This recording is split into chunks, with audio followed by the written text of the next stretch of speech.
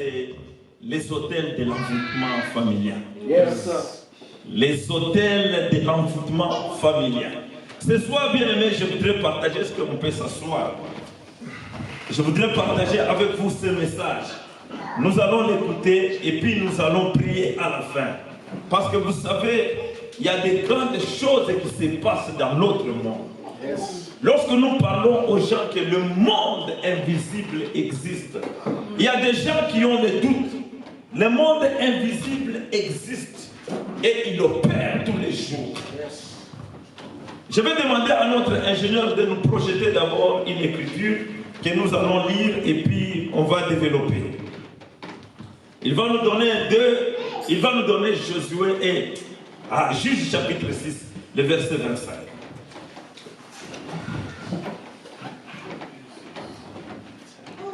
Juge chapitre 6, le verset 25. La Bible dit ceci. Dans la même nuit, l'Éternel dit à Gédéon, prends le jeune taureau de ton père et un second taureau de 7 ans. Renverse l'autel de Baal qui est à ton père et abat les dieux sacrés qui est au-dessus. Amen. Amen. J'ai dit qu'aujourd'hui, nous allons parler des hôtels d'envoûtement familial. Ici, dans mon titre, il y a 2 mots très importants. 2 mots que nous devons d'abord comprendre avant d'aller dans la profondeur. Lorsqu'on parle d'un envoûtement, moi je peux appeler ça une manipulation. Un envoûtement, je peux appeler pousser quelqu'un à faire quelque chose qui n'est pas bien. Yes. Maintenant, un hôtel, Dieu, c'est Dieu lui-même qui avait ordonné à l'homme de construire un hôtel. Les hôtels étaient des tables sur lesquelles on plaçait le sacrifice pour offrir à Dieu. Amen.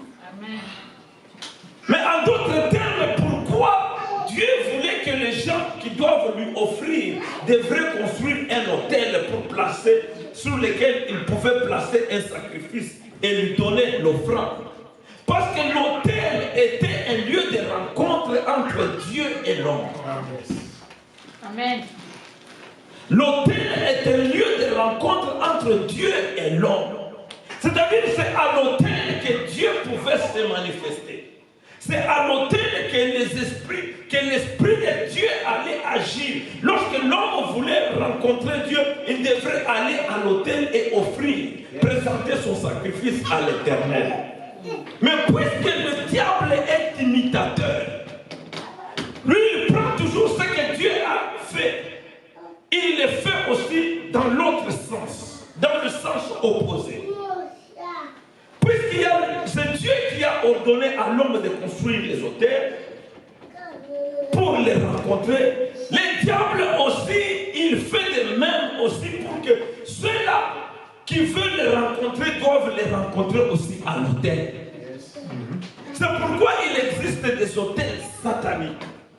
Il existe des hôtels qui sont construits juste pour rencontrer les diables. C'est à l'hôtel où les esprits montent et descendent. La Bible nous dit que Jacob fuyait. Alléluia. Loin de son frère. Il est arrivé quelque part. Il devrait passer la nuit. Il était fatigué. Jacob a pris la pierre. Il a placé la pierre. Il a mis la pierre au sol. Et lui, il s'est couché. Il a mis la tête sur la pierre comme un coussin. La Bible dit pendant le sommeil, il a vu une échelle qui quittait la terre et qui allait au ciel. Et il a vu sur cette échelle là-bas, il y avait les anges qui descendaient et qui montaient. Alléluia. Ces anges qui descendaient et qui montaient, ça montre que c'est Dieu descendait à l'autel pour rencontrer l'homme. Alléluia.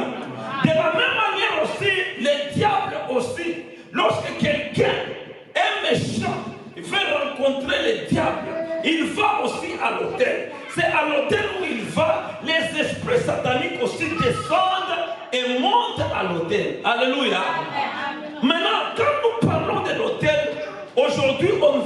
seulement la table, mais on voit tout lieu où toute personne peut aller rencontrer les diables. Alléluia. Et aujourd'hui, quelqu'un peut avoir un hôtel dans sa maison.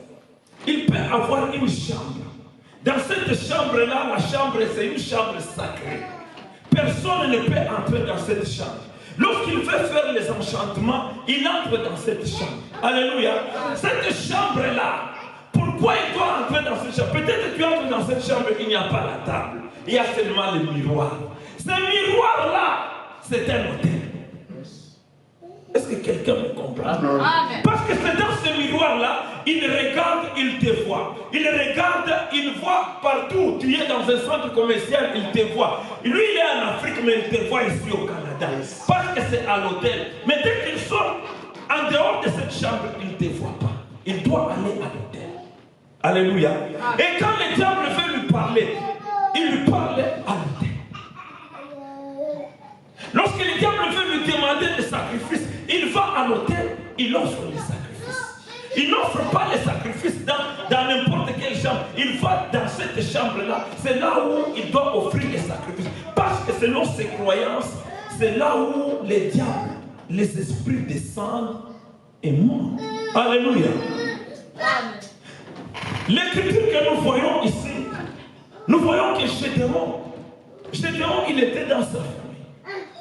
Dieu est apparu à Gédéon parce qu'il voulait que Gédéon, il voulait donner une mission à Gédéon. Gédéon était appelé comme héros. Il avait la destinée d'être un héros. Alléluia. Amen. Mais écoutez, il y a quelque chose qui a empêché Dieu d'agir. Dieu appelle Gédéon, mais il regarde dans la vie de Gédéon. Chaque fois que Dieu parlait de quelque chose, Gédéon, la manière dont il répondait avec beaucoup de légèreté à Dieu. Ce n'était pas normal, mais c'était l'envoûtement. Alléluia. Et cet envoûtement venait d'où? Venait de l'autel de son père. Cet autel de son père-là n'était pas construit pour rencontrer Dieu le Père, mais c'était construit pour rencontrer Baal. Alléluia. Alors, Dieu dit à Gédéon, renverse cet autel-là. Si tu veux que moi, je puisse marcher avec toi, commence par renverser l'autel de ton père. Parce que cet autel-là, il était la cause de l'envoûtement. Il était la cause il manipulait la vie de Gédéon. Alléluia. Bien aimé, aujourd'hui, beaucoup d'enfants de Dieu sont victimes. Victimes de l'envoûtement. Alléluia. Beaucoup de gens sont victimes de l'envoûtement. Je prends l'auto, je suis à Montréal là-bas. Je regarde, je vois, je m'arrête quelque part. Un monsieur noir, il s'approche de moi. Alléluia. Il s'approche de moi, je le regarde d'abord, la manière dont il est. Il me demande des dollars. Mais je me dis, mais toi tu es un immigrant. C'est arrivé comment? Alléluia. C'est arrivé comment? Un immigrant. Moi, je peux comprendre quelqu'un qui est né ici. Hein? Mais un immigrant, pour traverser l'océan, il a un but. Il a un but. Il n'a pas traversé l'océan pour devenir fou ici. Il n'a pas traversé l'océan pour devenir stupide ici. Commencer à demander. Il serait mieux qu'il reste dans son pays. Un immigrant. Mais qui vient. Il me parle ma voix parce qu'il parlait l'anglais. Tu comprends? Je le regarde, je me dis, mais ça, c'est l'envoûtement. Alléluia. L'envoûtement. L'envoûtement, bien aimé, détruit la vie de beaucoup d'enfants de Dieu. L'envoûtement est la cause de destruction de beaucoup de personnes. Quand une personne est envoûtée, cette personne n'agit pas comme une personne normale. Alléluia. Tu n'agis pas comme une personne normale. La première chose, quand quelqu'un est envoûté, tu verras seulement que la personne, la personnalité de la personne chute. Alléluia. La personne, donc sa personnalité chute. Il ne raisonne pas comme les autres. Quand tu es envoûté, tu ne raisonnes pas comme tout le monde. Quand les gens te disent non, la chose que tu tu es en train de faire est mauvaise, toi tu vois toujours bien. Quand on te dit que c'est bien, toi tu vois toujours c'est mauvais. Pourquoi? Ta personnalité, même ta manière de parler change à cause de l'envoûtement. Qu'est-ce que l'envoûtement, bien-aimé? L'envoûtement c'est quoi? Et ça vient d'où? Parce que j'expliquais bien sûr, c'est une manipulation. Le diable te manipule, il manipule ta pensée, il manipule tes gestes, il manipule ta façon de voir les choses, il manipule ta façon de raisonner. Chaque fois que tu commets un acte, c'est après avoir commis cet acte que tu reviens, tu comprends que j'ai commis une erreur. Alléluia. Mais tu peux retourner dans cette erreur plusieurs fois. Tu es envoûté. Alléluia. Nous allons voir l'envoûtement et ses conséquences. Quand l'envoûtement entre dans la vie d'une personne, cette personne, c'est fini. C'est fini. Regarde Gédéon ici. Ce n'est pas lui qui a construit l'autel. C'est son père qui a construit l'autel. Mais quand Dieu venait lui parler des choses sérieuses, mais Gédéon répondait à la légèreté. Il dit, mais moi je suis petit en Israël. Ma famille est trop petite. Mais comment je peux devenir un héros? Mais il répond qu'il est créateur. Alléluia. Il répond les créateurs. Et Dieu regarde que non, c'est petit. Sa manière de raisonner, ce n'est pas lui. C'est parce qu'il y a quelqu'un qui est en train de manipuler ses pensées. Et d'où venait cette manipulation? L'autel de son père. Alléluia. L'autel de son père. C'était une manipulation familiale. Je peux dire que la famille, tous les frères de Gédéon, sa famille, tout le monde était manipulé par cet autel-là. Yes. Alors, pour que Gédéon marche très bien avec Dieu, il fallait commencer par détruire cet autel. Bien aimé, ce soir, il y a un autel qui sera abattu. Amen. Alléluia. Amen. Cet autel qui manipule ta vie sera détruit ce soir. Nous allons voir la manipulation. Nous allons voir l'envoûtement. Nous allons voir comment ça agit dans la vie d'une personne. Parce qu'aujourd'hui, beaucoup sont victimes de cette manipulation. Tu vois les gens, quelqu'un qui vient ici, il a toutes les opportunités, mais il perd ces opportunités-là. Alléluia. Envoûté. Envoûtement. Tu perds les opportunités qu'on t'a données, mais combien de gens qui vendent des parcelles pour venir même ici? Oui. Alléluia. Amen. Mais tu vois quelqu'un, il a vendu la parcelle, mais il vient ici. Au lieu de suivre l'objectif, mais il se détourne. L'envoûtement. Alléluia. Regarde en arrière, il y a un hôtel qui te réclame. Yes. Hey, alléluia. Il y a un hôtel qui ne veut pas que tu sois ici, qui dit non, retourne en arrière. Non, jamais. Alléluia. Jamais. Il y a un hôtel qui te réclame, qui ne veut pas que tu avances.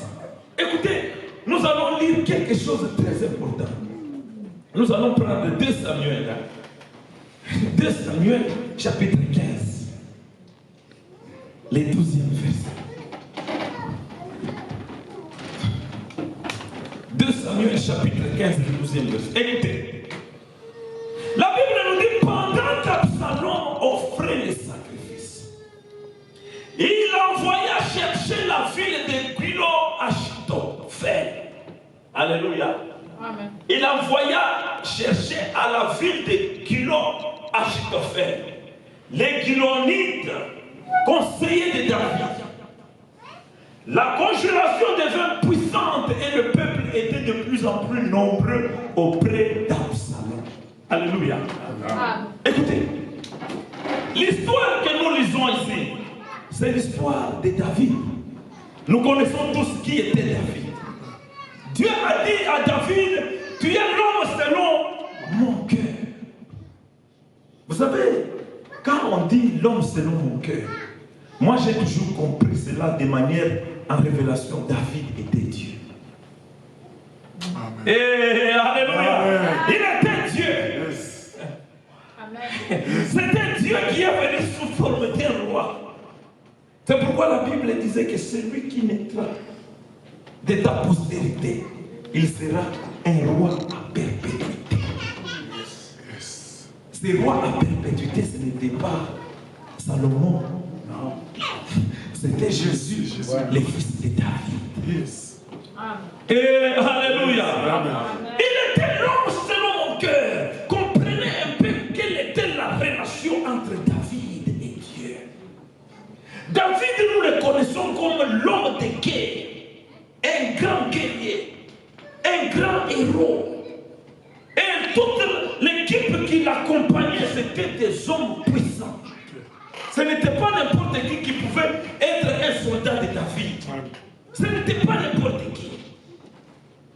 C'est David a livré plusieurs combats jusqu'à aller s'installer sur le trône. Alléluia. Amen. Mais écoutez, un jour, un de ses fils qui s'appelait Absalom, alléluia, son fils, la Bible dit, il était plus beau. Il avait des cheveux. Et la Bible dit très bien que c'est sa beauté. Alléluia. Il était très beau. C'est Absalom-là. Il s'est levé pour usurper le trône de son père. Alléluia. Amen. Il s'est levé pour détrôner son père. Et lui, il cherchait la royauté de son père. Je parle à quelqu'un ce matin.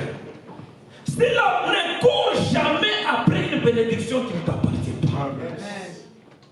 Sinon, tu vas perdre les moyens, tu vas perdre l'argent, tu vas perdre le temps. Si la promesse n'est pas à toi, ne perds jamais ton temps.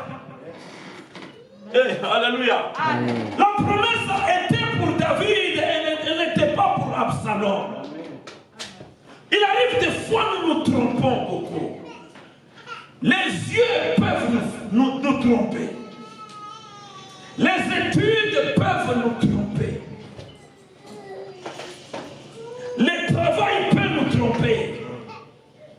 L'argent peut nous tromper. Alléluia. Amen. Quelqu'un peut avoir seulement, il conduit seulement la voiture, il pense que non, il est capable de faire tout, même si ce n'est pas sa promesse. Si la promesse ne t'appartient pas, ne perds jamais ton temps. Yes. Amen. Hey, alléluia.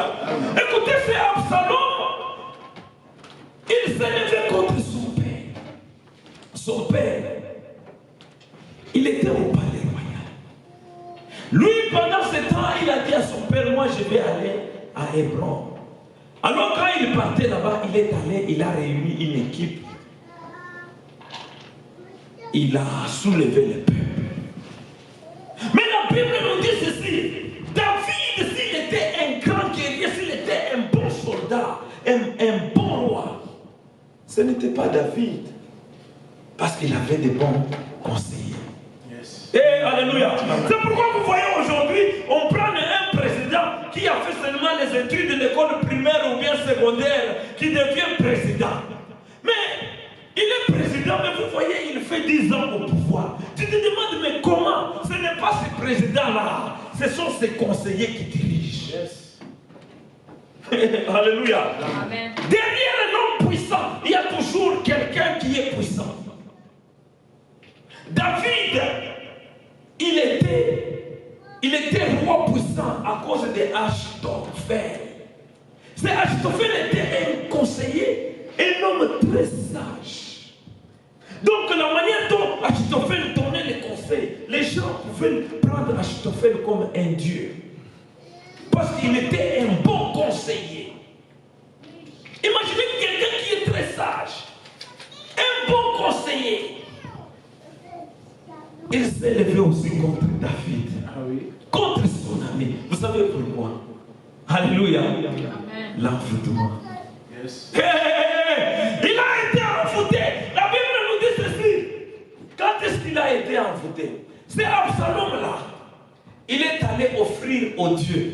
Alléluia. Il est allé faire les sacrifices. Et il est allé devant un autel. Pendant qu'il était devant cet autel, ce n'était pas pour offrir les sacrifices au Dieu le Créateur, mais c'était à un autre Dieu. Alléluia. Alors devant cet autel là-bas, pendant qu'il est à l'autel, il envoie quelqu'un pour aller chercher Achitophel. Écoutez, alléluia. Et quand Achitophel est venu, il a participé au sacrifice.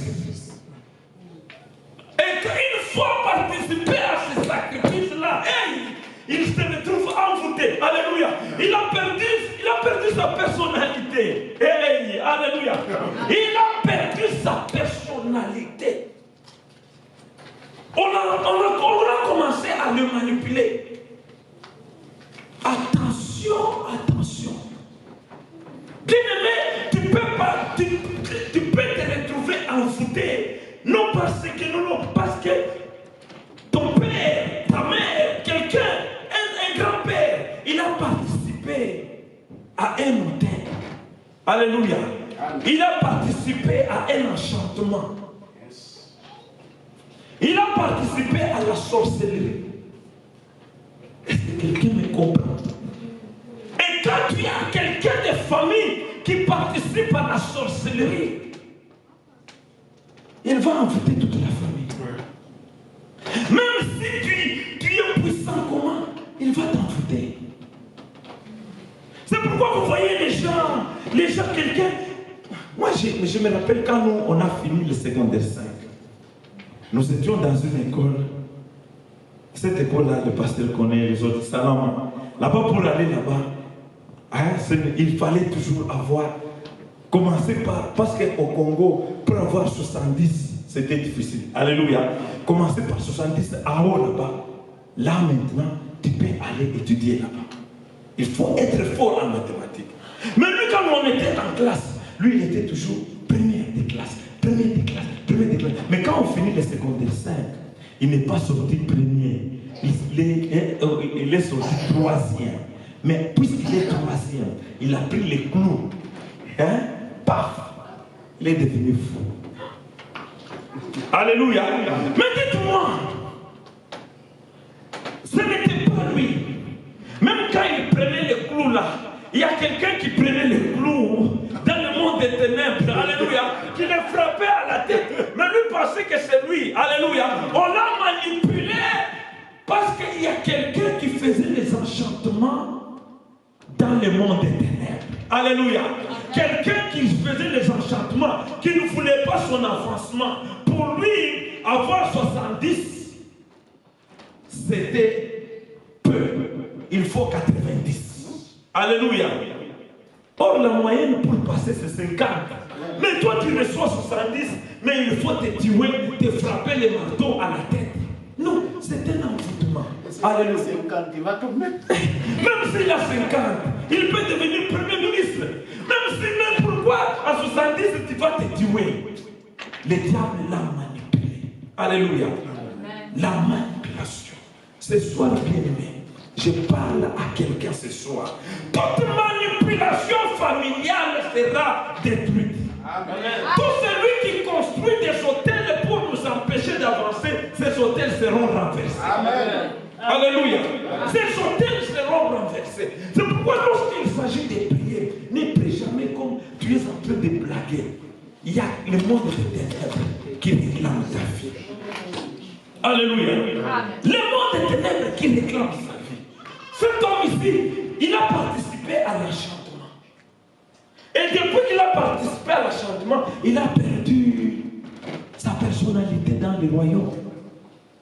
Il s'est levé contre David. Lui, il pensait que ce qu'il faisait, c'était bien. Alors que ce n'était pas normal.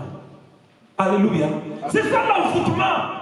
Quand quelqu'un est envoûté, il fait des choses qui ne sont pas normales, mais lui pense qu'il est sur la bonne voie. Parce que l'envoûtement vient aveugler quelqu'un. Ma prière est que le Seigneur te donne les yeux spirituels. Qu'il te donne les yeux spirituels pour que tu voies quelle est le vrai choix dans ta vie. On l'a envoûté. l'envoûtement, bien aimé, il a deux grandes conséquences. Quand quelqu'un est envoûté, deux choses arrivent dans sa vie. Alléluia. Des choses plus importantes. Nous allons prendre le verset 13. Écoutez, on va nous lire le verset 13.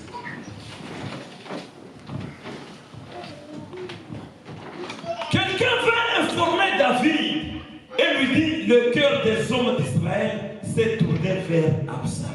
Alléluia. Écoutez. Les hommes ici, quand David a gagné le combat, ce ne sont pas eux qui transportaient David. Ils ont crié, David, et toi tu as gagné, regardez Saül. Ils ont acclamé David. Alléluia. Mais la Bible nous dit ces jours-là, ils se sont tournés contre lui. Écoutez, quand tu es envoûté, la première conséquence, les gens t'oublient. Alléluia. Tout le monde à qui tu as fait du bien, il va oublier. Il t'oublie comme si tu ne l'as jamais aidé. Il t'oublie comme si tu n'as jamais fait quelque chose de bien dans ta vie. Il tourne les dos contre toi. Alléluia. Les gens t'oublient complètement. C'est comme ça que tu vois certaines personnes qui se promènent comme ça, mais quand tu vas suivre cette personne, tu parles avec la personne, tu vois que cette personne a la famille ici. Mais il est en train de demander. Mais la famille est ici. Mais tu lui demandes, mais qu'est-ce qu'il y a?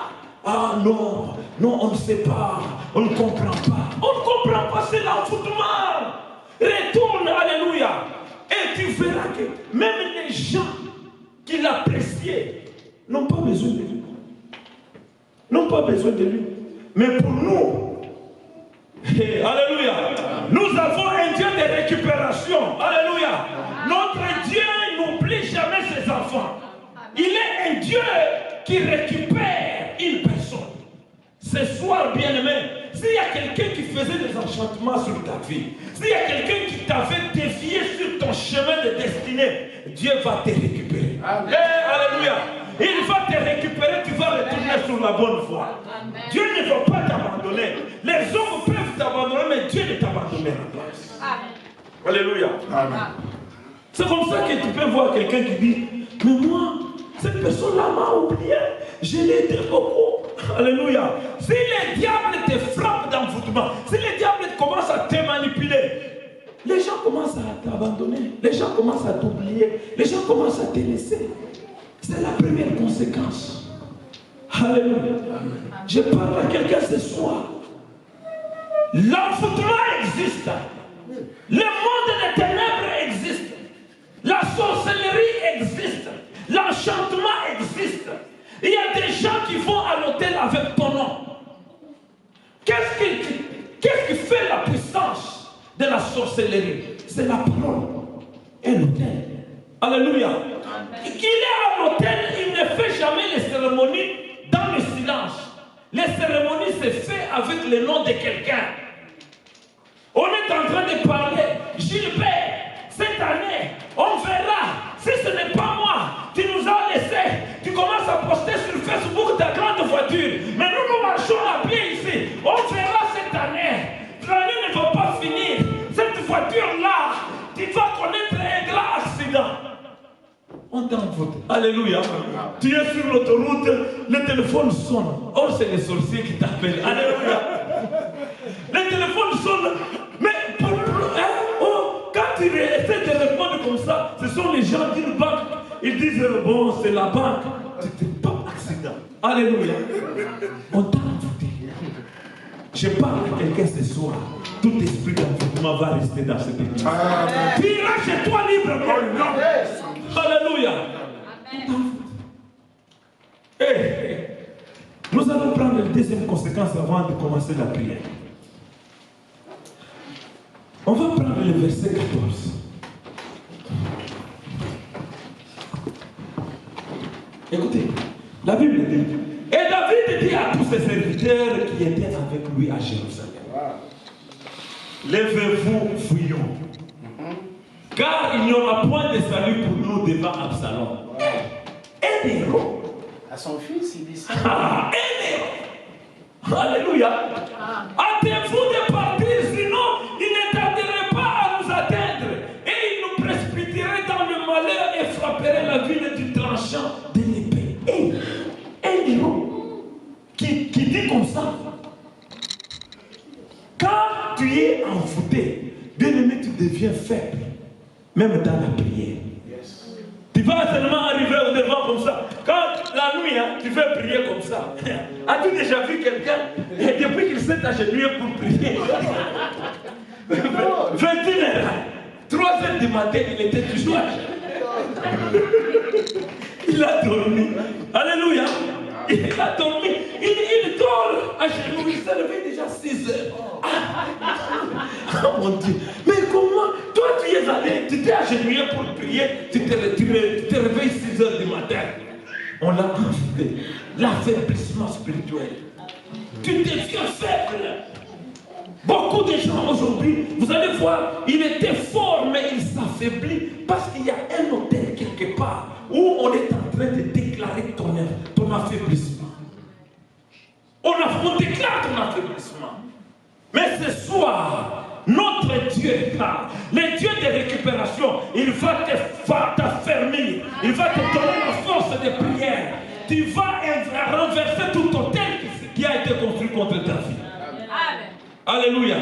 David fuit devant son fils. Un héros. C'est ce qui fait que beaucoup de chrétiens, quand ils rêvent toujours un cauchemar comme ça, ils fuient la chambre. Alléluia. Tu fuis la chambre. Et tu fuis la chambre pourquoi? Parce que tu as peur. David a été. Regardez les enchantements. C'est-à-dire son fils, quand il a fait le sacrifice, il a fait le sacrifice avec le nom de David dans la bouche. Bien-aimé, ne dites jamais que moi j'ai un Dieu fort, moi je suis puissant, je peux entrer dans la maison d'un féticheur. Attention. Attention. Et il y a des gens qui disent que non, moi je fais, tu vois, tu doutes ces pasteurs-là, tu es en train de les douter. Mais tu te dis, moi je vais essayer d'abord d'aller dans cette église pour voir. Attention. Attention, si tu doutes, n'y va pas. Alléluia. Parce que quand tu seras dans sa zone, dans son camp, tu seras envoûté. Alléluia. Et quand tu seras envoûté, tout ce que tu as prononcé dehors, tu ne le prononceras pas devant sa face. David ici, il a fui. Écoutez, un roi qui fuit. Maintenant, toi, attention avec les sorciers. Le monde des ténèbres existe, le monde des ténèbres nous réclame tous les jours. Il y a des gens qui ne veulent pas te voir, qui ne veulent pas entendre que non, tu as trouvé du travail. Il y a des gens qui ne veulent pas t'entendre que tu étudies. Il y a des gens qui ne veulent pas t'entendre que non, tu as acheté une belle voiture. C'est pourquoi j'ai dit à quelqu'un, le silence c'est une arme. C'est une puissance. Amen. Toi qui y vas toujours sur les réseaux sociaux, tu es en train de chercher l'enrichissement toi-même. Alléluia. Yes, je vois les gens, il va sur les réseaux sociaux avec sa voiture, il ouvre la portière, il est là, le téléphone, il ouvre. Ah bon? Le lendemain, tu viens pasteur, je rêve toujours un chien qui me suit, je rêve toujours les yeux. Tu as cherché l'envoûtement toi-même. Alléluia. Ne provoque pas les diables. Alléluia.